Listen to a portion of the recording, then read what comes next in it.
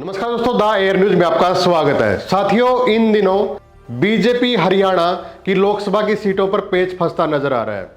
जो बीजेपी जीत का दावा कर रही थी, लेकिन अभी तक कोई भी उम्मीदवार उन्होंने नहीं उतारा है।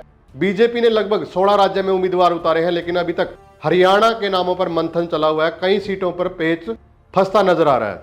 दोस्तों, मीडिया रिपोर्ट के मुताबिक दो बड़ी वजह सामने आई है, जिसमें एक बड़ी वजह यह है कि बीजेपी के साथ साथ आरएसएस यानी कि राष्ट्रीय स्वयंसेवक संघ भी नामों पर चर्चा कर रहा है।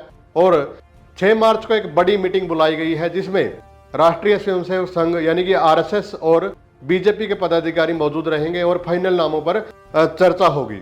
दूसरी बड़ी वजह यह है कि हरियाणा के अंदर बीजेपी और जेजेपी का गठबंधन चला हुआ है। दोनों मिलकर सरकार चला रहे हैं, लेकिन अभी तक केंद्रीय नेतृत्व की ओर से कोई आधिकारिक बयान नहीं आया है, या फिर पार्टी सत्र पर भी कोई आधिकारिक बयान नहीं आया कि ये चुनाव वो गठबंधन में लड़ेंगे या फिर अलग अलग लड़ेंगे। दोस्तों, तो एक बड़ी वजह ये है। और पिछले दिनों मुख्यमंत्री जी की दिल्ली के अंदर एक मीटिंग हुई थी, जिसमें कुछ नाम सौंपे भी गए हैं। तो अब देखते हैं कि उन नामों पर मोहर लगती है या फिर नहीं। दोस्तों, रिपोर्ट्स के मुताबिक कुछ नामों पर चर्चा हुई है और उसको बीजेपी चुनाव समिति के पास, सेंट्रल जो इनकी कमेटी है उसके पास रखा गया है, जिसमें प्रधानमंत्री नरेंद्र मोदी, जेपी नड्डा जी और अमित शाह भी मौजूद होंगे। और लगभग 8 से 9 तारीख को नामों पर मोहर लग सकती है, यानी कि फाइनल लिस्ट हरियाणा की 8 या 9 तारीख के आसपास आ सकती है।